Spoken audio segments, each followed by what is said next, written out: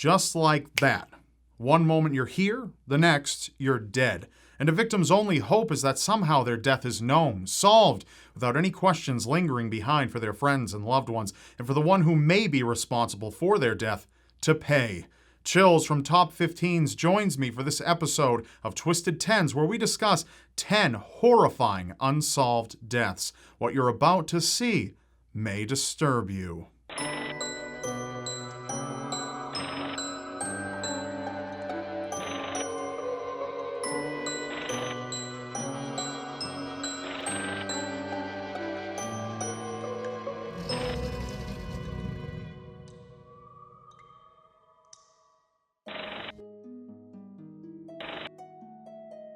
The name itself inspires some rather gruesome thoughts. The Cleveland torso murderer got their name for the victims they killed and dismembered in the 1930s in Cleveland, Ohio. The exact number of victims isn't known, but it is said to be between 12 and 20. The Cleveland torso murderer had a rather specific type of target, and they did well at preventing themselves from getting too much unwanted attention. Most of their victims were drifters who went unidentified even to this day. As drifters often had no personal connections to anyone else, they could easily be killed without any family or friends identifying them. This, coupled with the fact that their victims also came from lower class society, made the investigation even less likely to be fruitful. The torso murderer shrouded their actions in mystery with their grisly calling card of dismemberment. They would remove the limbs and head of their victims and would also at times cut the torsos in half and castrate their male prey. While many killers who dismember bodies do it after their victim dies, it was shown that the torso murderer had other tastes. The ones they chose to kill would die from the dismemberment itself, usually from a bloody and vicious beheading. All their victims died while filled with the worst type of fear and agony. Though some suspects were questioned, no indisputable evidence was ever found, and the Cleveland torso murderer lived out the rest of their days unidentified, much like so many of his victims.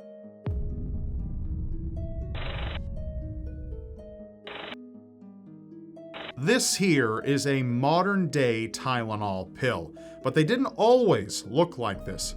At one point, they were made with capsules, much like this one, easily pulled apart and tampered with.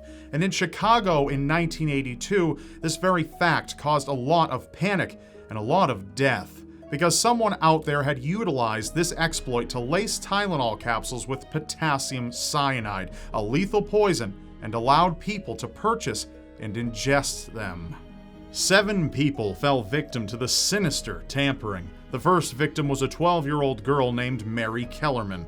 That same day, another person died of the same poisoning. It wasn't even a week before investigators discovered the link, and Johnson & Johnson, Tylenol's manufacturer, sent out grave warnings to halt production and advertising of the famous over-the-counter medicine. This was followed up promptly by a nationwide recall of Tylenol products, which ended up being around 31 million bottles, valued at over $100 million.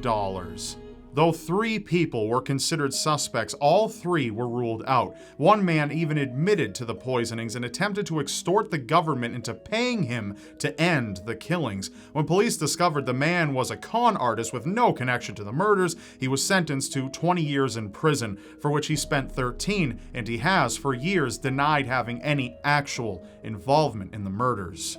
The tragedy ultimately pushed manufacturers to produce tamper-resistant packaging such as plastic seals and to move away from capsules into the pills we all know today, unable to be opened and filled with anything we don't want in there. Johnson & Johnson was praised by the media for how they handled the crisis, but the one who caused it all is still unknown to this day.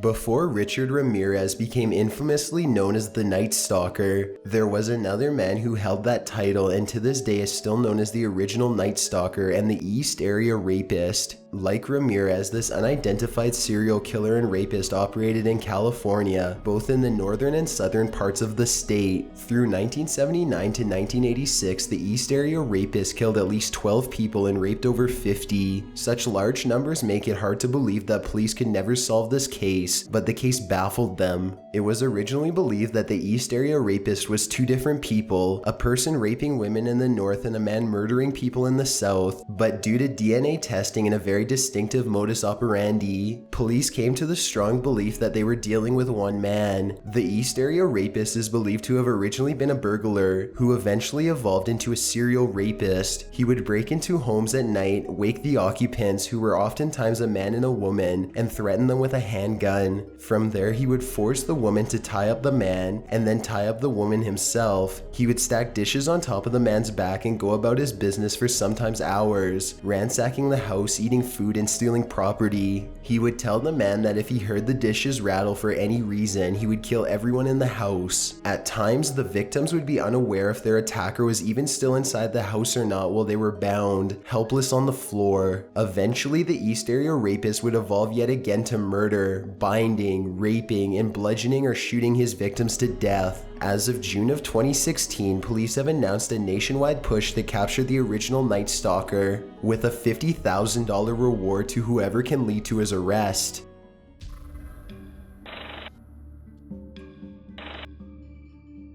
There was once a time in many societies where parents didn't feel the constant need to supervise their children. Kids would be free to run off down the street and play with friends far out of the sight of their guardians. But in Australian society, this mindset was shifted to a more healthily paranoid one, partly due to the mysterious case of the Beaumont Children. The Beaumont Children were 3 siblings, 2 girls and a boy.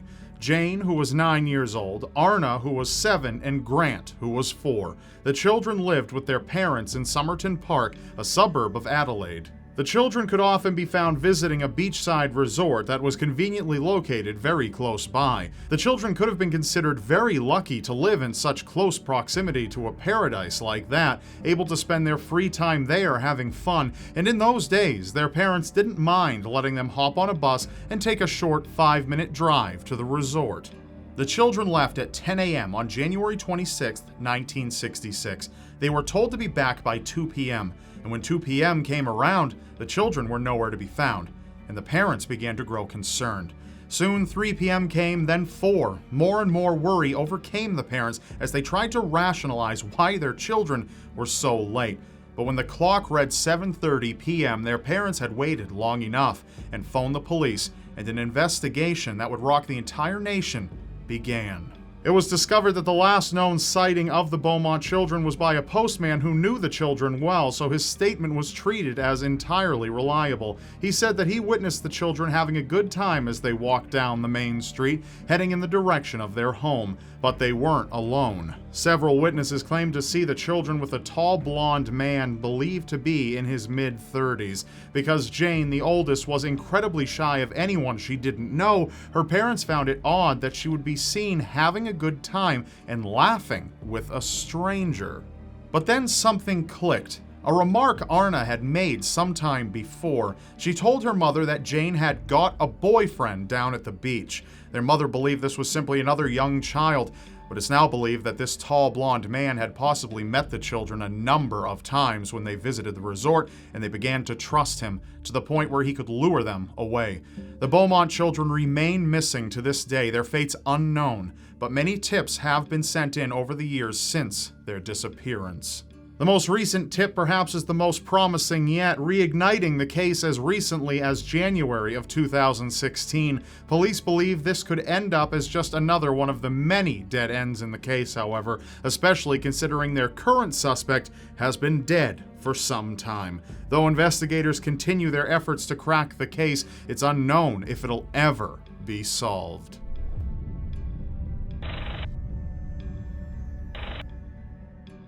It was October 28, 1991. 911 dispatchers received a call from a payphone in Wheeling, Illinois from a man who spoke quickly and in a panicked tone. He told the dispatcher to send an ambulance to 1765 Stonehenge Court in Wheeling. He specified that the ambulance should be sent immediately. He went on to say that there was a woman in there who wasn't breathing and that she was turning blue. The operator tried to get the number the man was calling from, to which he replied, "It's a public phone," and then hung up. never to be heard from again. When police arrived at the address specified by the unknown caller, they discovered it was the apartment of 27-year-old exotic dancer Jamie Santos, who was inside on her bedroom floor dressed in a large tie-dye shirt and underwear. She was just about dead and was rushed to the hospital, but it was too late. Jamie Santos died from suffocation. Something had been placed over her nose and mouth to prevent her breathing, but the apartment was neat and well organized, no sign of a struggle. Jamie Santos hadn't even been sexually assaulted. There were no drugs in her system. Jamie was known to be in shape as well, and had a bit of a temper. She would have no qualms about fighting off an attacker, but there were no signs of her resisting. To this day, police only have the 911 recording to go off of, made from a payphone that was removed years ago.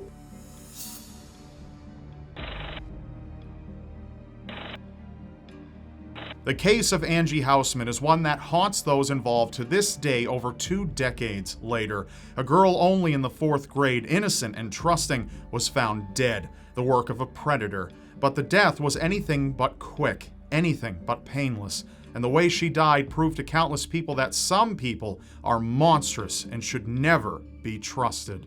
Angie Housman was only 9 years old when she was on her way home from school in Missouri on November 18, 1993. It had been especially cold out as winter prepared to grip Angie's city of St. Louis, and in the cold air, Angie vanished. By the time that the first day had passed, family already knew something was terribly wrong, but they wouldn't see their daughter again for 9 days.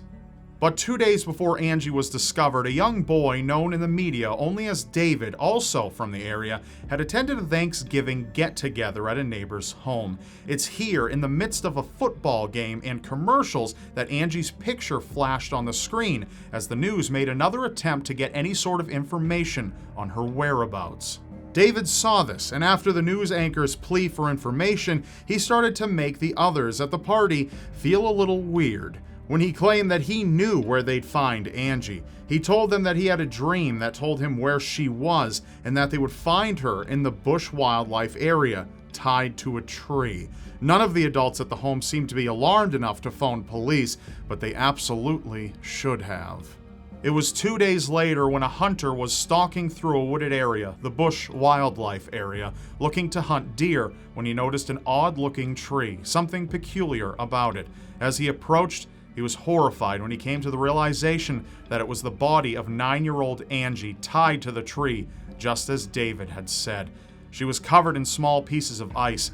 Angie had been tied to the tree and left to freeze to death, which she unfortunately had. But it was revealed that Angie had only just died a few hours before being discovered. 9 days missing, and she was discovered just hours too late. With devastated loved ones, police investigated every angle, questioning David as well, not believing his dream claims as much as they believed someone told him something. But David never budged from his claims that he had had a dream, his mother even claiming that their family had a history of predicting events through their dreams. Investigators determined that Angie had been starved, raped, and tortured before her death, and was held at an unknown location for around a week before she was left to die out in the cold with duct tape wrapped around her mouth and eyes and handcuffs on her wrists. There have been plenty of leads throughout the years, confessions and all, but nothing has checked out to solve this horrific murder, though investigators, now much older, continue to search for anything that could bring justice to the death of Angie Housman.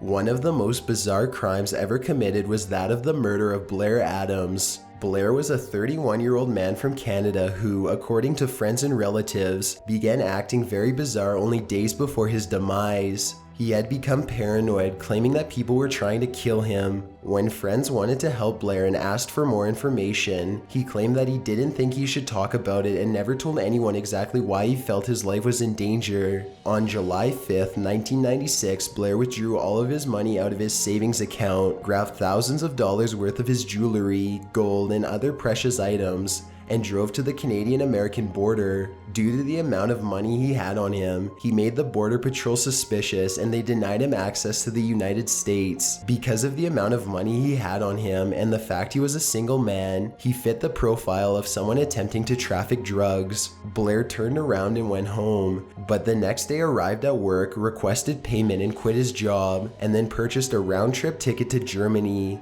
But he would never go to Germany. A short time later, he turned in his tickets, rented a car, and attempted to cross the border again, this time succeeding in heading into Seattle, Washington. From there, he purchased a round-trip ticket to Washington, D.C. and flew there, only to rent another car and drive to Knoxville, Tennessee. This puzzled investigators, as it made no sense for him to fly past Tennessee just to drive back to it. There was also nothing to indicate that Blair knew anyone in either of these areas. While in Knoxville, Blair stopped at a gas station and then complained to the attendant that his car wouldn't start. The attendant determined that he had the wrong keys and that he wouldn't be able to start the car. It's unknown how Blair drove there to begin with. The attendant noted how paranoid Blair was. Even though he was the only one in the gas station, he kept looking around as if someone was going to jump out at any moment. Blair was able to find a ride to a nearby hotel where he continuously entered and exited the lobby for about an hour before finally purchasing a room. Once he received his key at around 7:37 p.m. that night, Blair walked out of the lobby and outside one final time. That was the last time he was seen alive.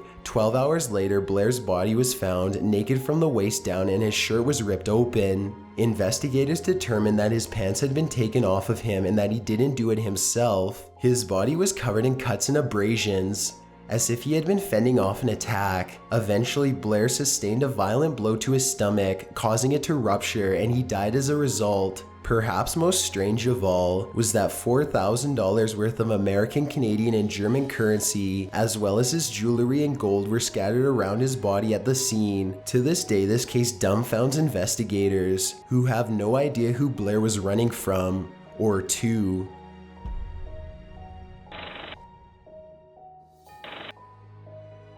A young girl having innocent fun in the playground right behind her home. Her mother inside preparing lunch while she ran around with the other children. Rachael Runway was only 3 years old and no adults were present to watch her or the others on August 26, 1982. Well, there was one adult, but it wasn't the kind that anyone would want overseeing their children. The other children at the playground that day remembered a large black man, probably around 30 years old, who enticed Rachael with chewing gum and led her away from the fun and games into his car, described as blue with wooden paneling on the sides by the children who were present. Her mother, devastated, desperately hoped that she would be able to have her daughter found and returned to her safely, but that was sadly not the case.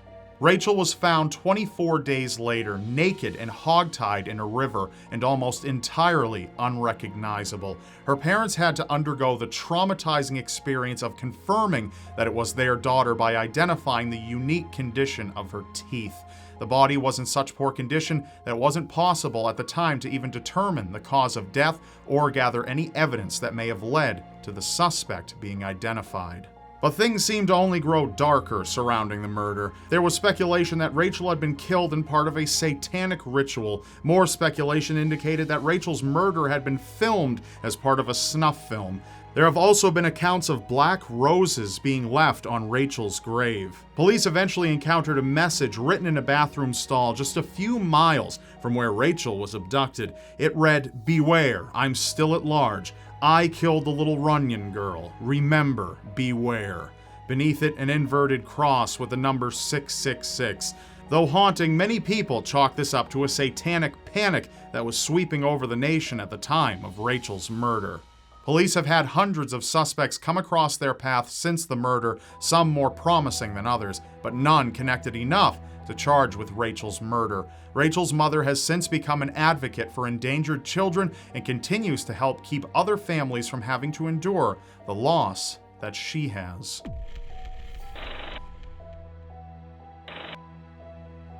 20-year-old Arnold Archambeau and 19-year-old Ruby Bruguier were driving with Ruby's younger cousin, 17-year-old Tracy, one winter night in South Dakota in 1992. Unfortunately, the three made the mistake of drinking that night to the point of being drunk, and Arnold, while inebriated, was behind the wheel. Arnold jerked the wheel for an unknown reason and drove the car directly into a frozen ditch, flipping the car onto its roof. Tracy's memory from that night is unclear, but she recalled that when she gained consciousness, that Arnold was nowhere to be found and Ruby was attempting to get out of the car. Eventually, Ruby was able to free herself from the wrecked vehicle, leaving Tracy behind. Not saying a word to her, Ruby left the car behind and vanished. Luckily, paramedics arrived a short time later and were able to rescue Tracy from the vehicle, but Arnold and Ruby were both still missing. Months later, Arnold and Ruby were found. They were in the frozen ditch that they crashed into, both dead. One factor that threw off investigators was the fact that Ruby didn't have her glasses or shoes on and neither could be found, but all of her other clothing was intact. Perhaps most perplexing of all was that both bodies were in considerably different stages of decomposition,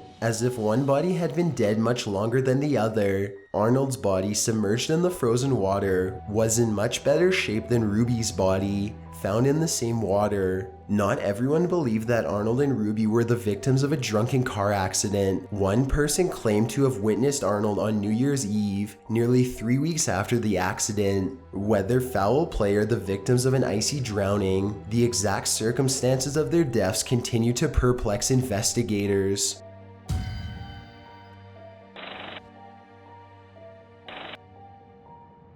On June 9, 1912, families gathered at the local Presbyterian church in the small town of Villisca, Iowa, for a special service marking the end of Sunday school for the year. The Moores, a dedicated, well-respected Christian family in the community, were all in attendance, including parents Josiah and Sarah, as well as their 4 children, sons Herman, Paul, and Boyd, and their eldest child, Mary Catherine.